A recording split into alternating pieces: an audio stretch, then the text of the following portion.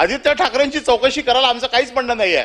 या सभागृहात मंत्री उत्तर देताना काय देतात की मॅटर सबज्युडाइज आहे, कोर्टाच्या समोर आहे, न्याय प्रविष्ट आहे।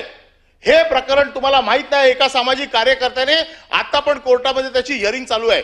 17 फेब्रुवारीला त्याची हिअरिंग फायनल होणार होती, त्या दिवशी मुख्य न्यायमूर्ती इथे नव्हते म्हणून त्याला पुढची डेट दिली। कालचं जे पिटिशन झालंय, या पिटिशन मध्ये त्या पिटिशनला आमचं पिटिशन टॅग करावं असं पिटिशन आहे, कॉपी पेस्ट पिटिशन आहे। हे कोण करते आम्हाला न कळलं एवढे आम्ही मूर्ख आहोत का? हे काय चाललंय आम्हाला कळत नाही का? आणि कोर्टात देईल ना काय निर्णय द्यायचा आहे ते, कोर्टाचा अधिकार आहे। मॅटर सबज्युडाइज असताना तुम्ही कसं ठरवणार? आणि पॉइंट ऑफ इन्फॉर्मेशन मध्ये येते का तुम्हाला माहित नाही? तुम्ही पेपर वाचत नाही, आम्ही सभासद काय पेपर वाचत नाही, आम्हाला काय माहित नाही?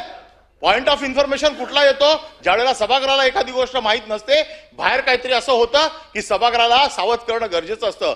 सभापती महोदय, तुम्ही देखील या सगळ्या गोष्टी मान्य करताना हे सगळं नियमाप्रमाणे केलं पाहिजे असं आमचं म्हणणं आहे।